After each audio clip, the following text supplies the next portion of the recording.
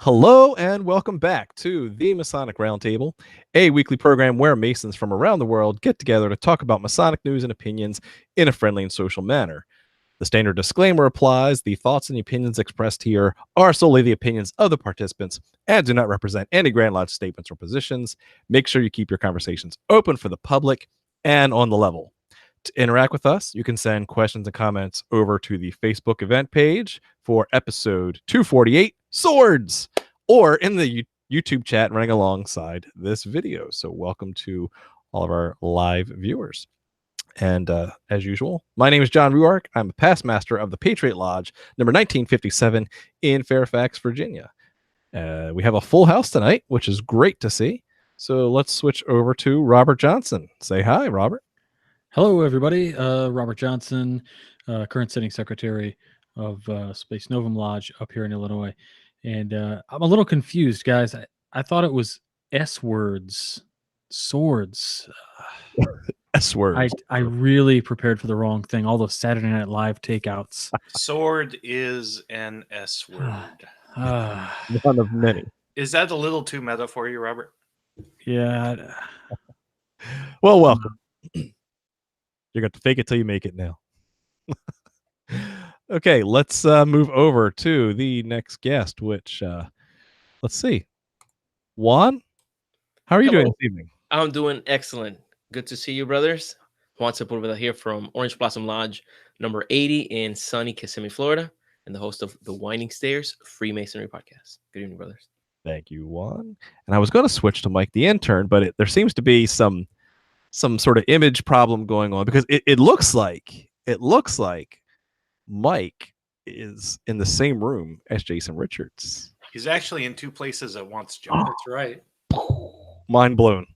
So who do I interview first? Hey, Mike the intern here, Mike Hambricht of Triandria Lodge, number 780 out of Rock Creek, Ohio, where I am the junior deacon and lodge education officer.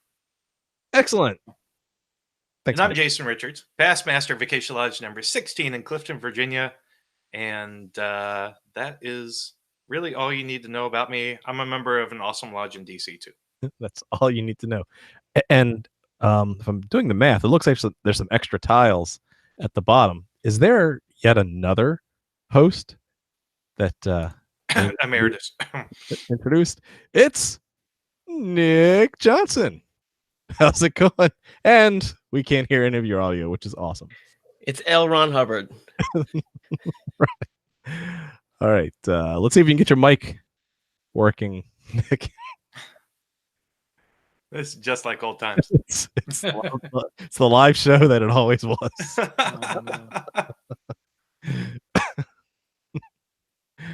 Yep. You look great though, so that it makes the podcast version very entertaining. All right. Welcome, Nick. What we'll do is we'll let you kind of kick the tires on your IT there. If you need to drop out, go ahead, but come right back in. So, welcome. Okay. That's all you get to see from Nick Johnson tonight, guys. Sorry. We're done. Kind of reminds me of the 300. Yes. That's right. We're just coming in my cap and mantle. Let's see. Let's try this one more time. Looks like Nick is back. And he has no sound. No sound at all.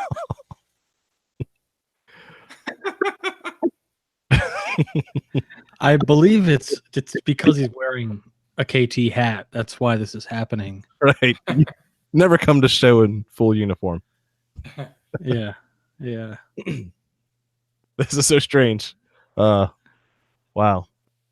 Nope, not yet. No audio. I can't help but think everybody's probably thinking, this is hilarious. These guys planned this. That's right. I waited over a year to see Nick Johnson, and this is all I got. It's like that episode of The Twilight Zone. He actually had his tongue removed because he knew he couldn't. There we go. Oh, there he is. Can you hear me? It's going to sound kind of funny, so just give it a second. But I'm Sounds here, just like ready to Mickey go, Mouse. sir. Welcome to McHale's Navy. We're ready to go. It's Well- Swords. So Eshwood. For $400, please, Alex. all right. Oh, man. It's like good times, good old times. Oh, man. I'm back. Welcome back. Welcome back. Who are you? Oh, well, my name is Jesus. No, just kidding. I'm just wearing his clothes. Anyway. You're bigger My than name Jesus, Nick. You're like the I Beatles. shaved my beard. That's the problem. That's why I'm unrecognizable now. I am Nick Johnson, the past master of Corinthian Lodge number 67 in a big time Farmington, Minnesota. I also happen to be the senior steward of a magical lodge, or as some call it, a lodge simulator called Civil Lodge, which is also known as Castle Island Virtual Lodge number 190 in Manitoba. Province of Manitoba in Canada. Nice. Awesome.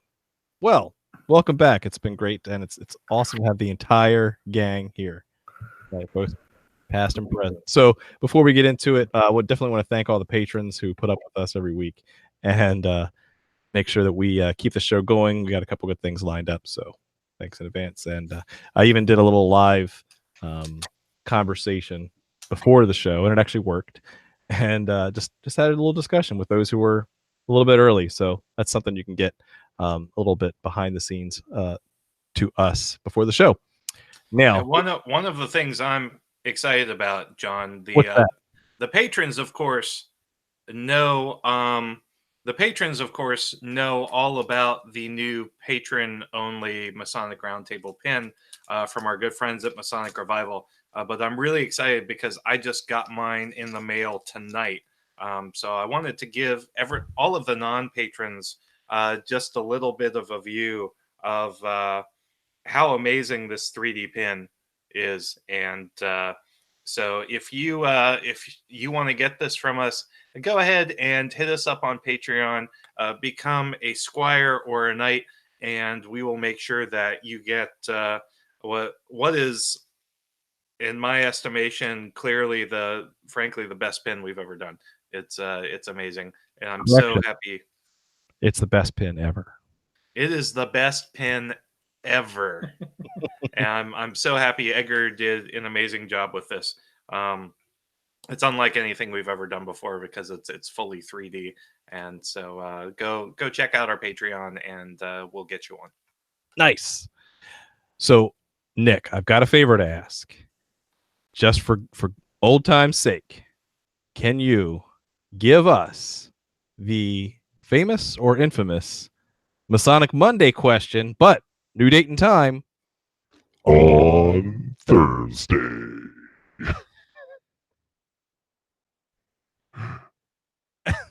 and your mic cut out again. I love it. But you're ready. I know you had one ready. We talked about this in the green room. Yeah, for some reason, There you go. although it was working pre-show, because this is a professional show, and I showed up. So that's really what happened. So if anything happened, it's anyway. I hear that some people have missed out on the Monday Masonic question on Thursday, and so I decided that because people are clamoring, I know because they've called me on the phone. Don't know how they got my number, threatened my life, and pleaded for this Masonic question. So, without further ado, the Monday Masonic question for Thursday, the 21st of February, 2019 is, in England, there's a custom that a sort of state be constituted for all Grand Lodges. The Grand Master presented the Grand Lodge of England a sword with the names of two individuals etched on its side. What were the two names found on the blade that was presented to the Grand Lodge of England by the Grand Master, and also who adorned this particular sword? If you have an answer, you can send it to, I don't know, whatever you guys have. The Masonic Roundtable at gmail.com. There's the one. And don't forget to include your name, your lodge name, and the hashtag I love swords. With how many exclamation points is that? Nick, it's obvious the two names were pancake and breakfast. You were correct. Okay, you know I'm what? sorry, I gotta come up with a new spoiled one it for now. everyone. We're gonna have to do a new one. That's okay. Here, I figured it was Deadpool and Captain America. Oh, there we go. Ah, Oh gosh, bringing back bad memories. well, does anybody want to talk about the Avengers? Because I'd love to, But this is going to be a great show. Wow. Yeah. You know what? I think for the waffles and coffee that also came up in the YouTube chat. So hey, if you got the right answer, throw it in the YouTube chat too. Why not? Just because. Yes, Mhm. absolutely. So, John, 5 years of Masonic Roundtable, the Masonic Roundtable. Can you believe it? So as I was mentioning in the live video to the patrons before the show, I mean, really, this whole thing started after my year in the East. So I was master in 2013, and we kind of got things started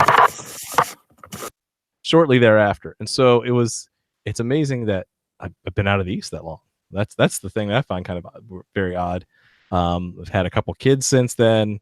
There's just been a lot of just life events that have happened. I know, Jason, you've had a kid since we started doing the show. Yes, I achieved mitosis.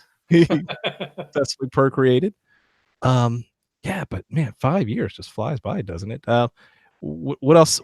What else has been going on just in your personal lives since we've started the show? And anybody can just kind of chime in here about major milestones or kind of fun events.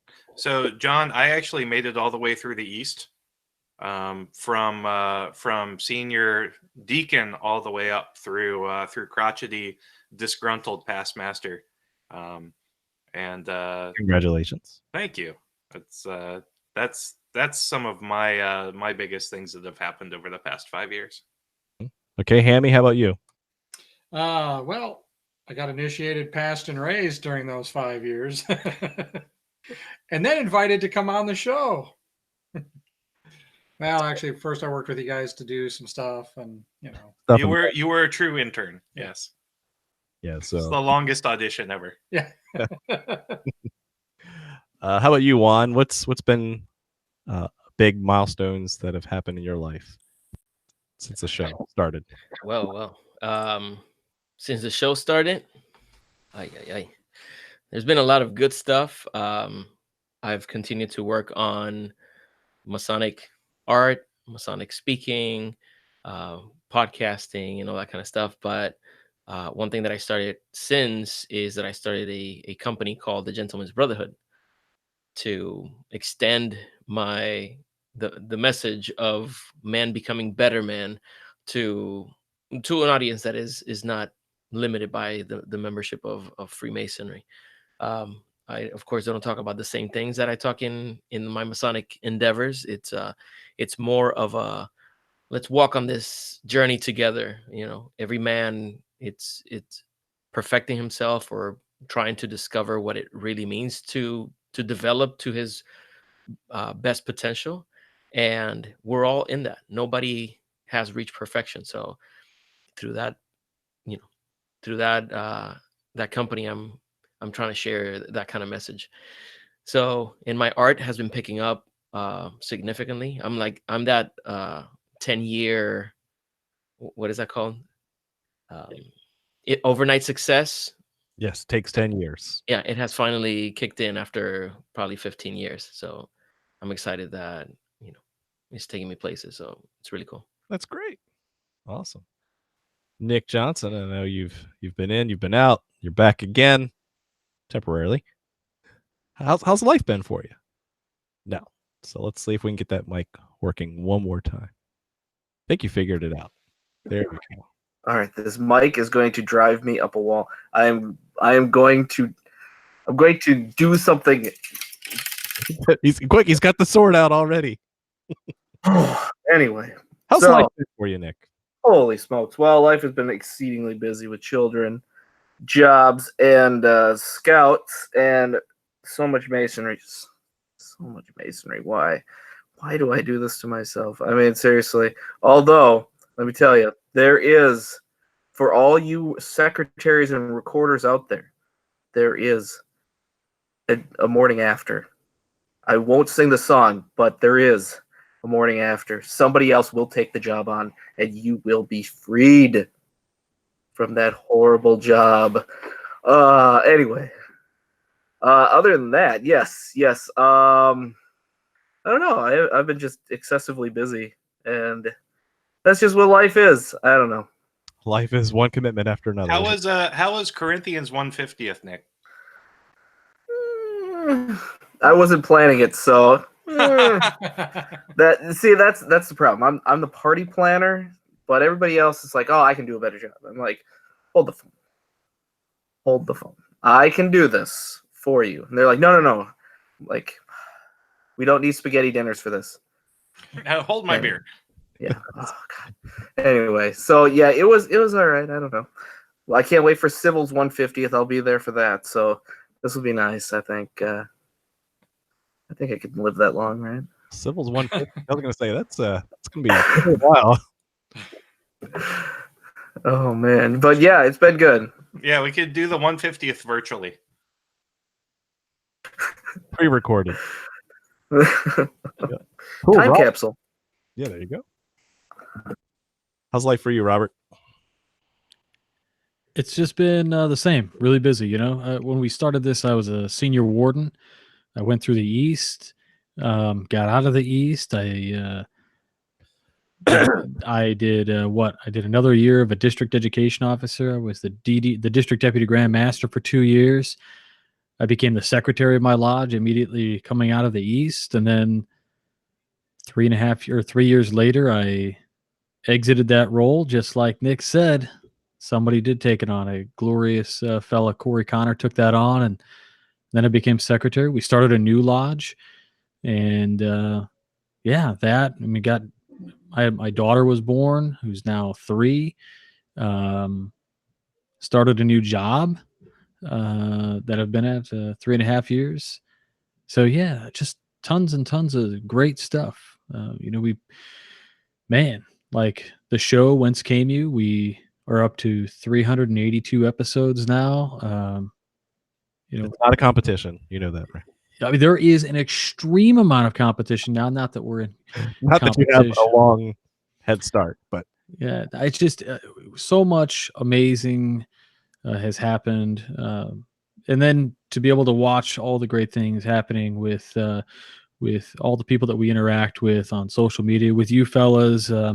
We say in Masonry, right, that we should be able to share in each other's joys and sadness. And it's been a privilege over these last 5 years to get personal with you guys. Our listeners probably suspect that we talk offline, and we sure do. And it's just been wonderful to be able to share all the joys and things with you guys also. So it's been incredible.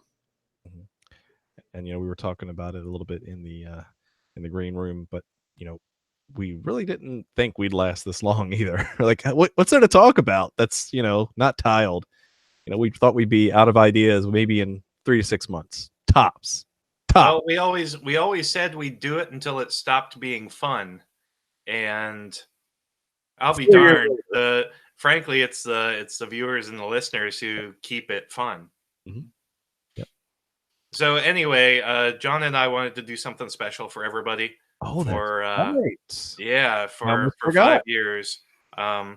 So we got together, and we've had the privilege of knowing artists and scholars, and of course Travis has done some great work for us.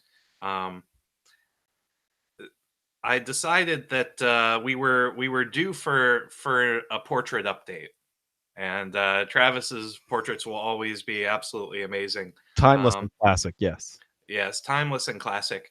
But wanted something a little bit more cartoony. So if any of you all know Brother Brady McNulty, he goes by the moniker Mick Cartoonist, and he is a Masonic cartoonist as well as a cartoonist of beagles. And John and I got together and commissioned the new face of the Masonic Roundtable to include Nick. Hiding in the back. Hiding in the back. And of course, I have to tell this to Nick because I think he'll find it incredibly funny. I was showing this to my wife, and she was kind of squinting at it going, wait, is Nick the guy who looks like Donald Trump?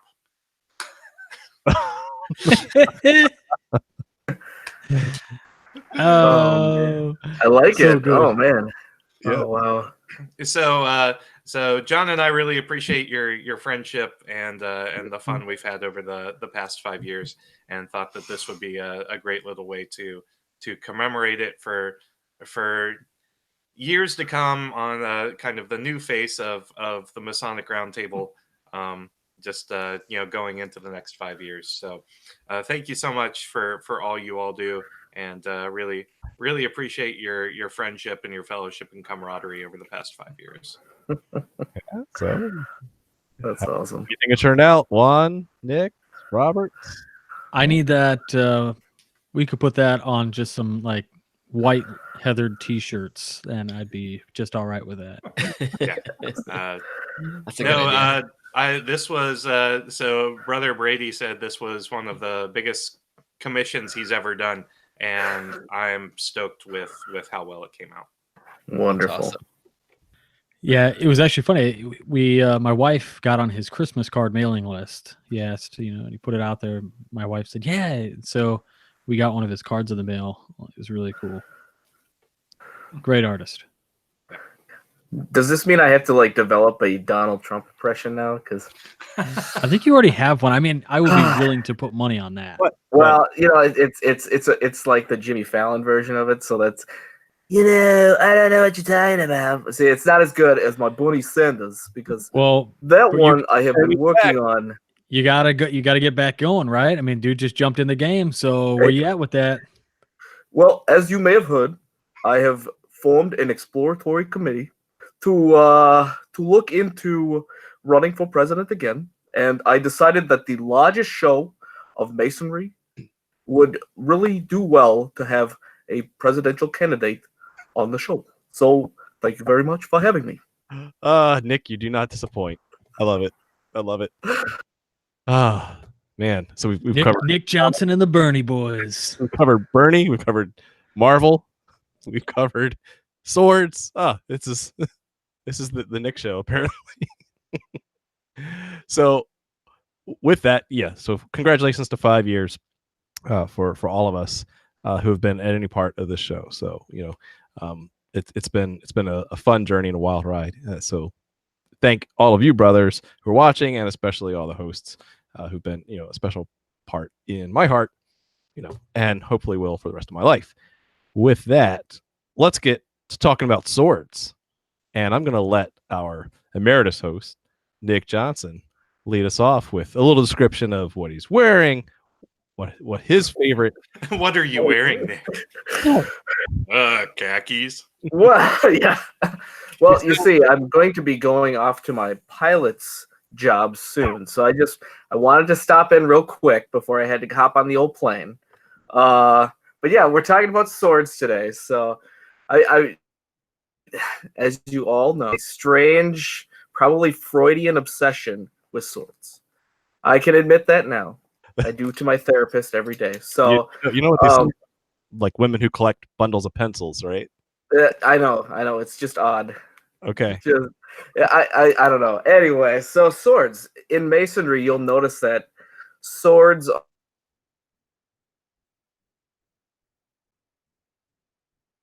because we use implementations of building, right? And swords are pretty much the most antithetical idea behind, you build things with trowels, you build things with, even hammers have a purpose, right? What does this have to do with anything? I don't know in Masonry, but I've been looking into the history of swords in Freemasonry with this show in mind, and it's just fascinating to see how many different ways we implement pretty much one of the most dangerous objects that would have existed at the formation of this fraternity, and we use it in frequent places. You know, you've seen the picture of the candidate laying on the floor with swords all around him. That's actually not that's not an odd idea. That is actually something that did happen. So, you know, I mean, we've been threatening people's lives apparently since the beginning. But did it happen in the ancients' degrees or the moderns? Wait, that was last show. Oh, so, but yeah, I don't know. I mean, what do you guys think in terms of does an offensive weapon, because that's what this is, does it belong in a lodge, and what symbolism does it provide in Masonry? Well, technically, Nick, it belongs most of the time outside of the lodge. That said, it does factor prominently both into degrees of the Blue Lodge independent bodies, but it also factors into Blue Lodge symbolism as well. Right, and then there's the the whole chivalric aspect of the knighting, of the carrying of the swords, right? And so I really found that kind of weird to when I was going through some of the appendant bodies to find the emphasis on these what we call chivalric degrees, or ones that have like a history of knighthood in them, which is a very hard left turn if you're really trying to go through some of the allegories that we teach in some of the earlier degrees. It's like, well, wait, where did all this come from, right? How do we go from stonemasons building King Solomon's temple all the way out into like the Knights Templar and the concept of chivalry and manhood? It's a little bit of a fast forward, and so I found that interesting that the sword is often found in many different appendant bodies that kind of emphasize the chivalry, the chivalric aspect of what being a man in a fraternity is in that time frame.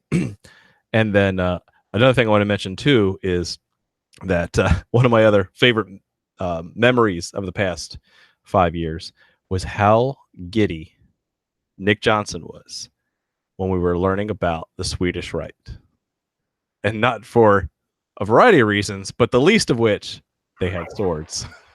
Oh man, the Swedish Rite, literally one of the greatest inventions ever in the history of Masonry. I don't know. It's a beautiful mix of chivalric, Masonry,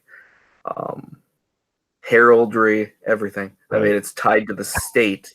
That is how integral it is, and they do use swords, and I think it's because they view themselves as knights. And I was trying to. I poorly segued this, but it's interesting. I'm actually a member of Knight Masonry, which is it's based on the ideas of the rebuilding of the temple. Darius and Zerubbabel, is kind of the legend that it's basing itself on. And actually, anybody who's taken the orders within the Knights Templar would also recognize the similar story. And with them, it's conceptually that you need both building and defense. It's not necessarily that the sword is a representation of something that you are going to use in an offensive way. It's sometimes viewed as a defensive tool. And so a good builder in these kind of Zerubbabel related degrees, of which there are actually quite a few, it's not just, and I'm sure in the last show it was discussed with ancients and things like that. But, in that case, it was the idea that you needed to both rebuild the temple, but you also needed to protect it. And so with those two ideas in mind, you didn't want to see or witness the destruction of the temple again, and that's and in its symbolic sense, it's, you yourself as a soul builder are supposed to both build the temple and then also support your brothers amongst you, but also to defend them whenever they need you to. And I think that's pretty much what I've always viewed. And if you're going through all the chivalric orders, you see the same thing. They pull out the sword and they explain it in different aspects and attributes of a sword represent different symbolic defensive positions. And so I think that's the main reason why swords are in my opinion implemented, is because they do represent a way to defend each other, defend virtues, defend ethics. And so it's viewed as a defensive tool. Yeah, speaking of that, isn't that in the Knight Masons when they're using the trowel at one time and then the sword to defend at the same time? That would be that is very similar. It's a similar concept, yeah. And that's the and in that degree, and actually anything that's related to it, it's this concept of you get fooled once, I won't get fooled again kind of deal. So you have to protect those things, those moral virtues, particularly the ones that are in Masonry. And even symbolically, you have the sword pointing to the heart, and I think that's something that symbolically, we view it as almost like this dangerous, it's a threatening thing, but I don't view it that way. I view it as a way to say, I will keep these things so inviolate. I will protect the ethical and moral fabric of this institution so much so that I would be willing to have my own heart pierced to protect Masonry and world ethics that it's taught within its walls. Yeah, even you see some of you referenced it earlier, Nick. Some of the old lithographs where you have the candidate and all of the swords are pointing to him. It's very, very interesting because that is in and of itself not an offensive gesture, but a defensive gesture on the part of the sword bearers. It all depends on which side of the sword you're on. Right. Yeah, so like most of the degrees that we see, and as Nick was talking about it seems like there are a lot of invitational or extra bodies that lie completely on their own island within that scope, right? Knight Masons being one of them, the Knight Templar is another, Cryptic Council, but all of those stories also reside as just a normal progression, albeit likely slightly different because they've been altered over time within the Scottish Rite. Whether you're in the northern jurisdiction or the southern jurisdiction, like the story of Zerubbabel being told that he has to go back and rebuild the temple, and the guy says, just like you said, Nick, a trowel in one hand and the sword in the other, which then leads on to Rose Quadrigrees, which is a different kind of building. So really interesting. One of the things that I always liked about the sword in relation to Freemasonry is, of course, the Tyler, but the Tyler station, when I first read about some of the symbology relating to the Tyler sword. In fact, a lot of people don't like quoting Mackey. I'm one of them. Mackey's just so prevalent that he's everywhere, so he is an authority, but he's still just one source. But when you look at his definition of the Tyler sword, if anybody out there, pull out your Mackeys and check it out. It actually talks about the sword is emblematical of the flaming sword at that kept watch of the Garden of Eden. And then it's like the traditional sword has, the two edge. So it's like, if you looked right at it, it'd be an X shape and it's kind of wavy, and it usually had gold strewn through it because it was emblematical of this flaming sword. Now today, right, most of the time we see your typical saber, and it's usually just your regular old saber that was lifted from an old KT chapter, or whatever else. But yeah, I just think it's fascinating. I love that symbolism. And when I think about it, it's like, it talks about guarding the way of the tree of life in Mackey's.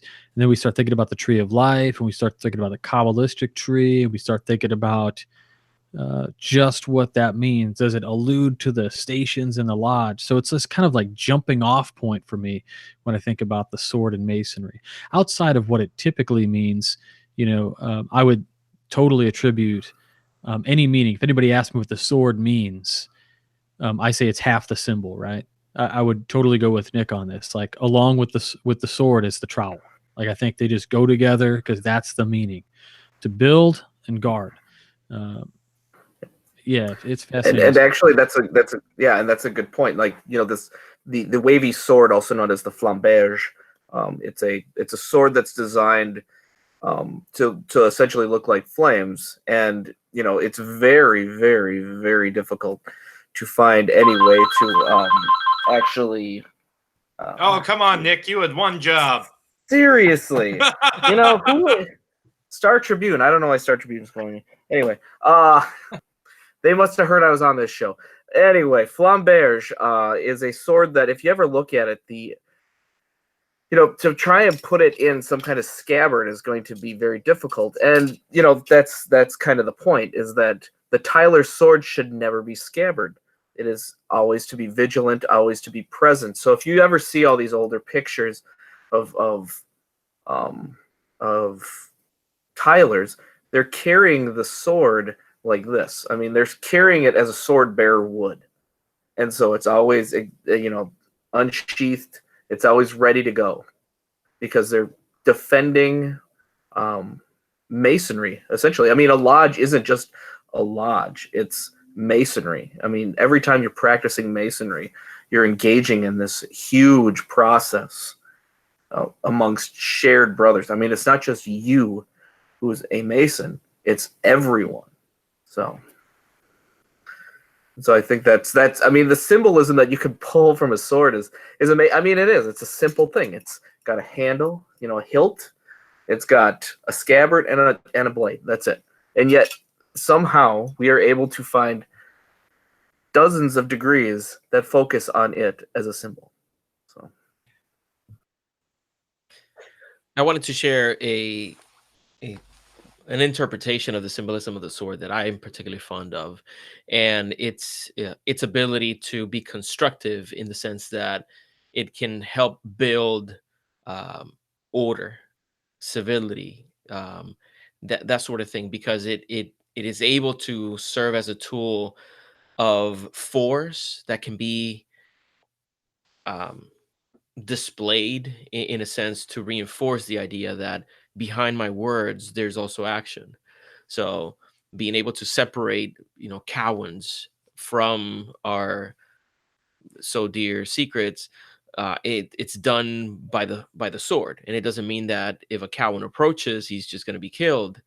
Just the mere presence of it, its display in a prominent way, is enough to send that message that we use our words, but don't push me, Holmes. Don't push me. It's like I say, it's the force that supports diplomacy. And if you see it, it's used as the separation between and you, I think it was you, Robert, that you alluded to the fact that it is that symbol that separated Adam and Eve after they had betrayed the trust of the Lord.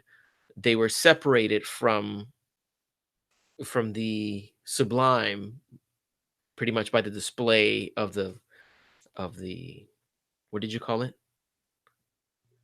Nick? What did you call that torch? Does it? God damn. Sorry, it's the flamberge. Flamberge, exactly. Flamberge. Sounds like that thing I order at the Greek restaurant where they set the cheese on fire. No, that's something else. Oh. Yeah. So, what has been the you don't have to go into details because they're like your ritualistic things, but what has been the most unique application of the swords and any of the degrees that you've seen or been part of? Mark Master. The Mark Master degree. Interesting. And that's all I'm going to say about it. That's all I'm going to say about that. All right. So our Knight Mason over here, what do you have to say, Nick? Well, actually, I have to say, if you've ever been a part of the Order of the Temple, it's essentially the crown jewel of Freemasonry, if you've ever been through a good one. And honestly, after the end of the order, I was, you're knighted, and that's not a secret. You're knighted because you're made a knight. And it was the most amazing experience of my life. I've never been knighted in my life because, I'm a human being that's normal. But on that day, it was like, I am Sir Knight Nick Johnson. I am not just, Nick Johnson. Order of the British Empire. Yeah, exactly. I was like, ooh, let me tell you, do I get to put that on a business card? Am I an MBE now? I mean, does everybody have to call me sir at the restaurant? But no, I mean, it was amazing because you're kneeling. You have this experience that you've now been in for 2 hours, and you're kneeling as you always have imagined a knight to kneel. You've seen every single romantic painting from the 1800s, and you're like, this is the culmination of everything I've ever done.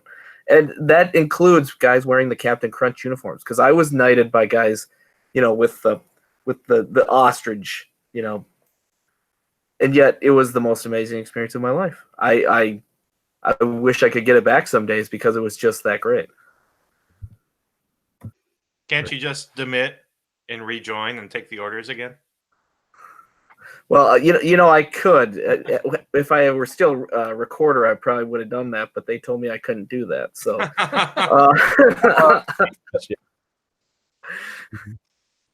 That's funny. Wow. How about Robert Wan? Any unique sword experiences in Lodge? Well, I think I share Jason's sentiment. Mark Master degree.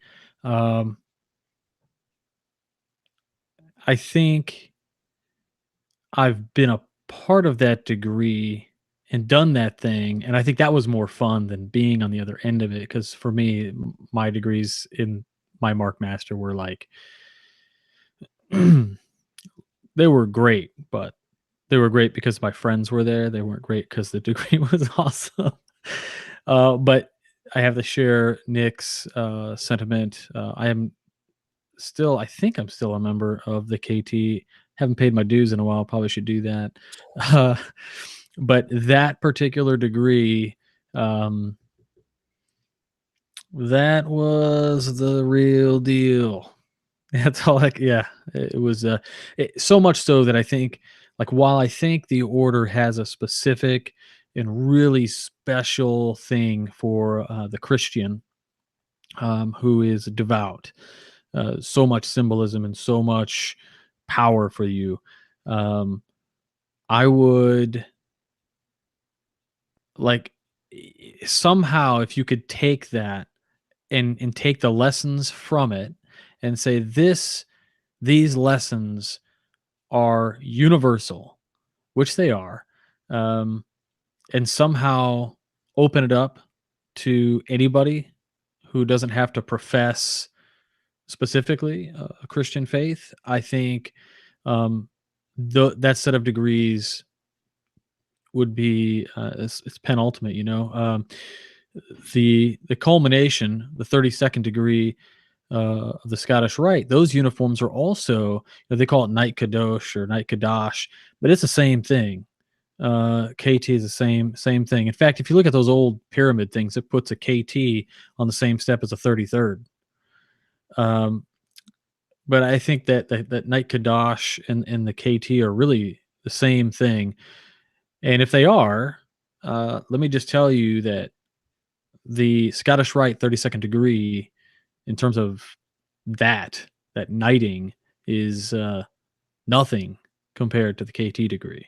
Like, doesn't even hold a candle. Bye. Like, It is fantastic. Yeah. Now there is an experience I wanted to share. So for 10% of the Masons in the United States, which we're talking about mostly Pennsylvania, and we know that we love Pennsylvania because it's special, and they do things just You a little mean weird?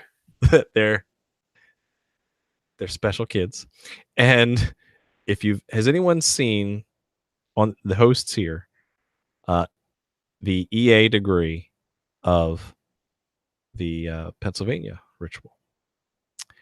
If you like swords, check it out. So All- they add swords and then remove lectures, or pretty much that's how does that? Okay, okay. How about it's a this? good trade-off. I don't We're gonna know. take all the education out and just put some swords in. You cool? All right. Tight. JK. Right. No. But Serious face. I'm wearing my serious face right now. seriously. However, the coolest application of swords in a degree, especially not an independent body degree. So if you ever get a chance to see the first degree in Pennsylvania, do it. Do it.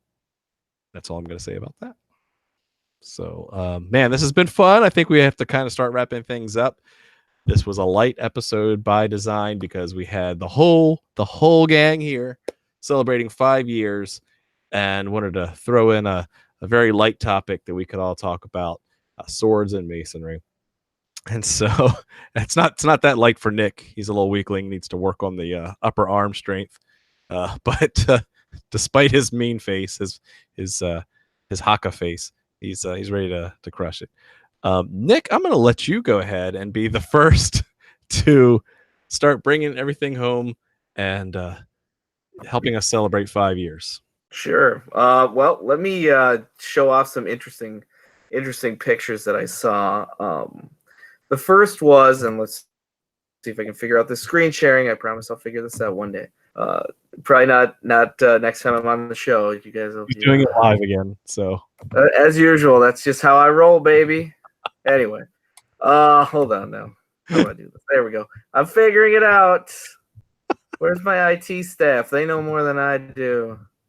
IT, where are you, IT? I need we need like, the color. Anyway, IT phone home. Oh god! When the TV goes off the air, they hate my guts.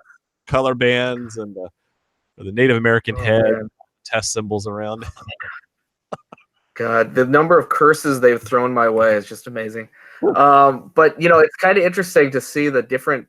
And I was doing all the studying of all these different things that are that exist within Masonry. Anyway, I can't figure this stupid thing out.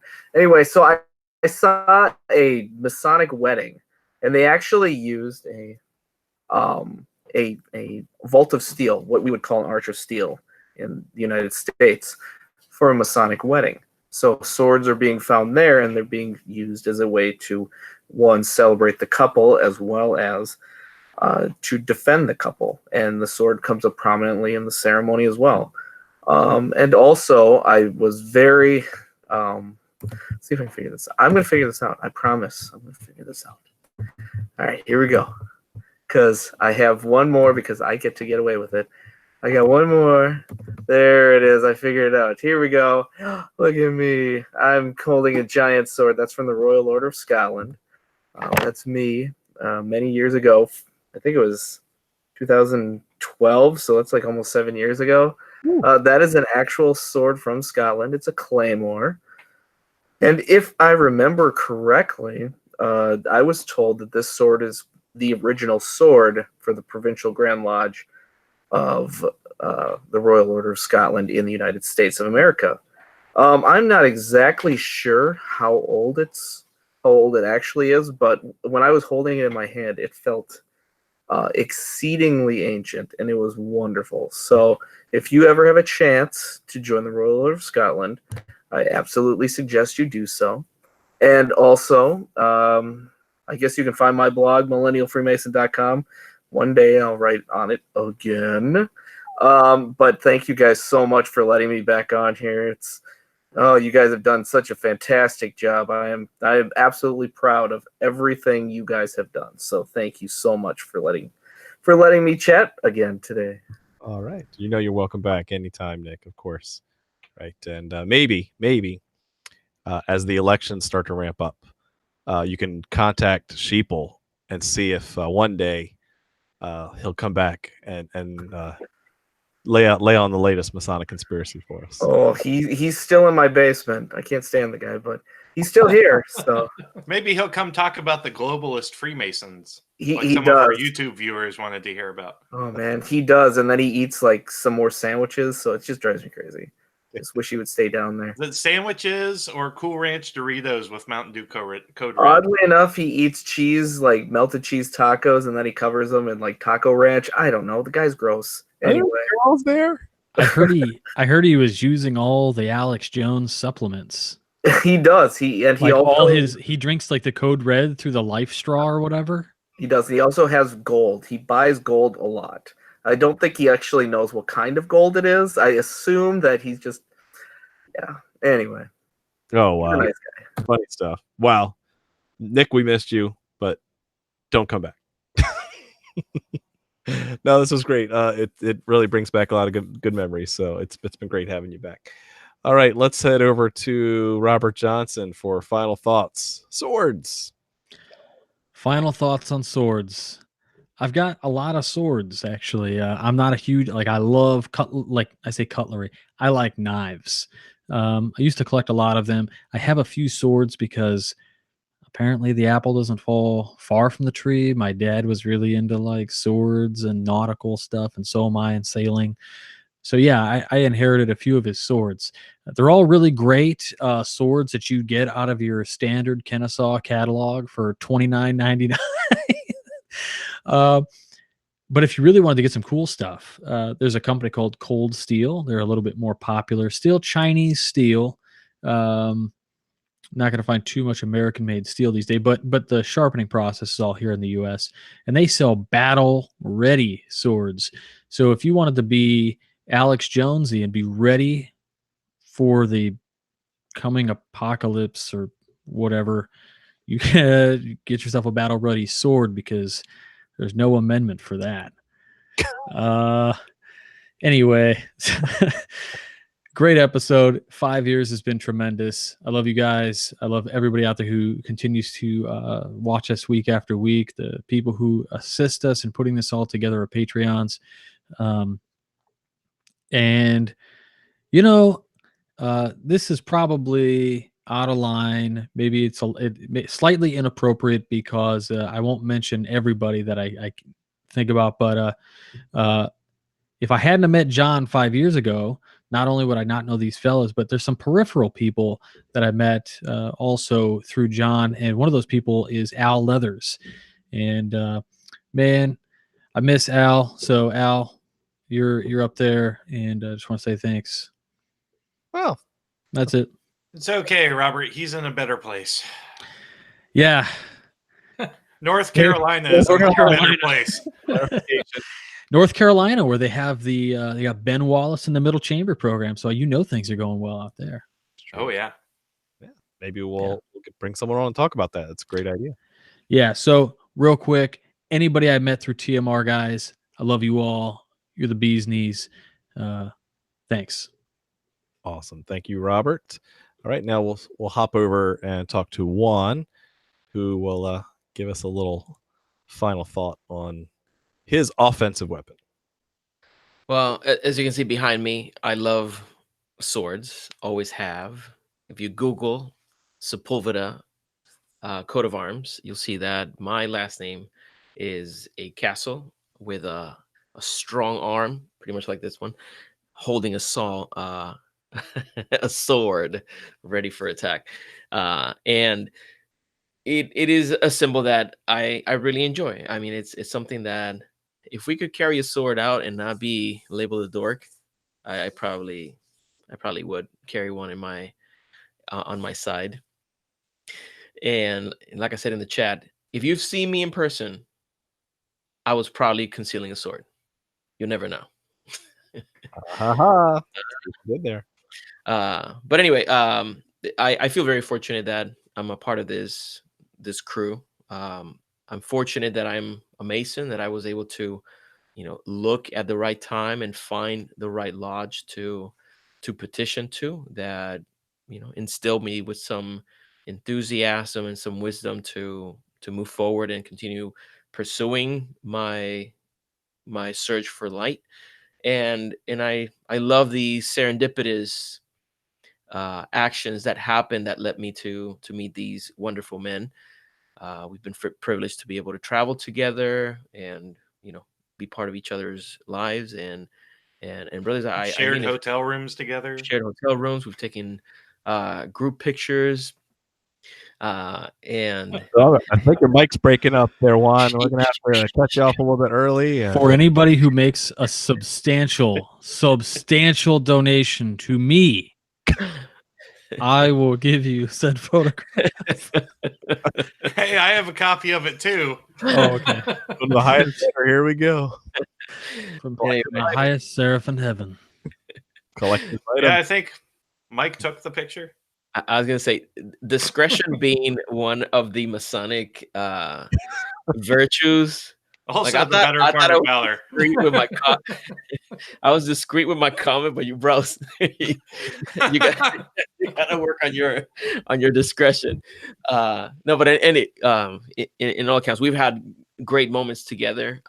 We've grown as men, as leaders of families, as Masons together, and it's I honestly, from the bottom of my heart, I feel honored that I've been part of the Masonic Roundtable for this long, and that you guys didn't turn out to be jerks after all. There's still time. Thank you, Juan. Very touching. I appreciate it. Let's head over to the Jason and Mike show, starting with Mike Hambrecht. So yeah, I love swords too. I want us to do a Highlanders degree. Ooh, I like it. Yeah.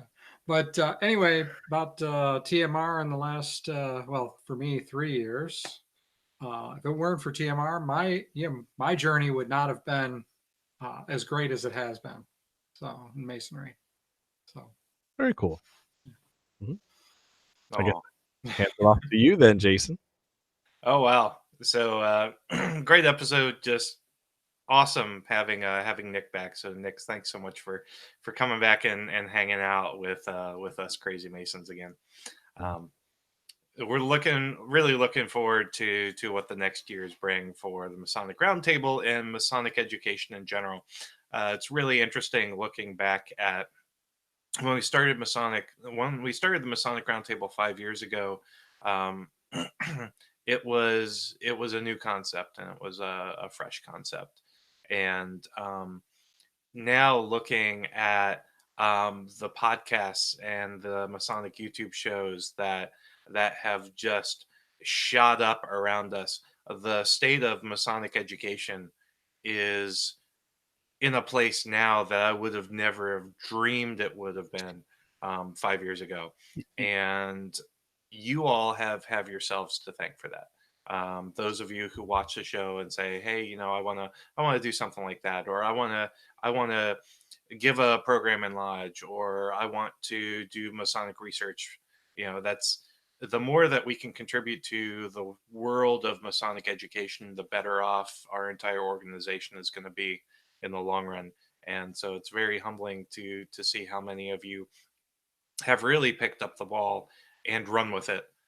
So I'm very, very pleased at how awesome the state of Masonic education is now, and how much of a grassroots effort that has been.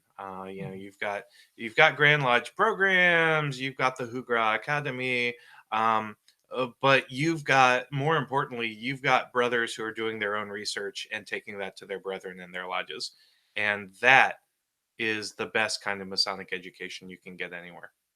So you guys keep it up. We will do our best to do the same. But I'm looking forward to seeing where the state of Masonic education is 5 years down the road. There you have it. All right. I guess it's back to me. 5 years, been fantastic. It's been a great journey with learning a lot It keeps me on my toes to make sure that I'm always learning and always staying ahead and improving myself in masonry.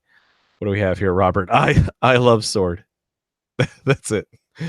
That sums it all up, right? When you talk about what we do every week, we do this because we love it and we love the interaction. We love being part of this great community and this great fraternity that we have called Freemasonry. And so thank you, Nick, for coming on. Thank you guys for the past 5 years. And it's been interesting to see, to build on what Jason was saying. We'll get some guys reaching out going, hey, I'm thinking about starting a podcast. What do you think about? And immediately, unanimously, our answer is always go for it. Right? This isn't a competition, right? We even said early on, we would love it to be the case that we don't need to have Masonic education outside of Lodge, right? And so great, let 1,000 flowers bloom, right? There's no way to see to plan this alternate reality of where education might be unless you go ahead and try it. And so manifest that. You go out there and be the change you wish to see in the world. We're just one player, we're just one pawn in this chess game of life, and it's been a great journey. And to that end, thank you very much for watching, and we'll see you next week. Have a good night and keep searching for more light.